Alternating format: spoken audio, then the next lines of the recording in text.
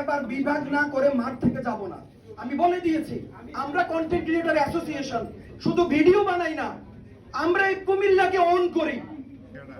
এই কুমিল্লাকে আমরা অন করি। আমাদের কুমিল্লাকে আপনাদেরকে নিয়ে কেউ কোনো কথা বলুক, এটা আমরা কোনোভাবেই সহ্য করব না। আমরা সাধারণভাবে সুন্দরভাবে বলেছি, বিগত দিনেও আপনারা বলেছেন, হচ্ছে না।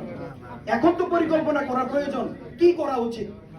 সেই জায়গা থেকে আমি মনে করি এখন কঠোর প্রতিবাদ ছাড়া এই কুমিল্লাকে কুমিল্লা বিভাগ করা যাবে না। এবং এই সরকার, এই দুর্বল সরকার, আপনারা যাকে উপাধি দেন, এই দুর্বল সরকারের আমলেই আমরা খাপলাইয়া নিয়ে আইছি, এছাড়া কোনো উপায় নাই। যদি আজকের আমার কথায় কেউ কষ্ট পেয়ে থাকেন, বেয়াদবি মনে করেন, আমাকে ক্ষমা করবেন। আমি আপনাদের কাছে ক্ষমা চাই।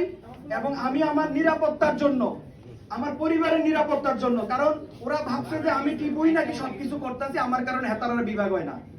আমারে যদি গুলি করে মাইরেও ফেলে, আপনারা আমার পরিবারকে দেখেন, আমারে আমার বাসভবনে নিয়ে কবর দিয়ে দিয়েন।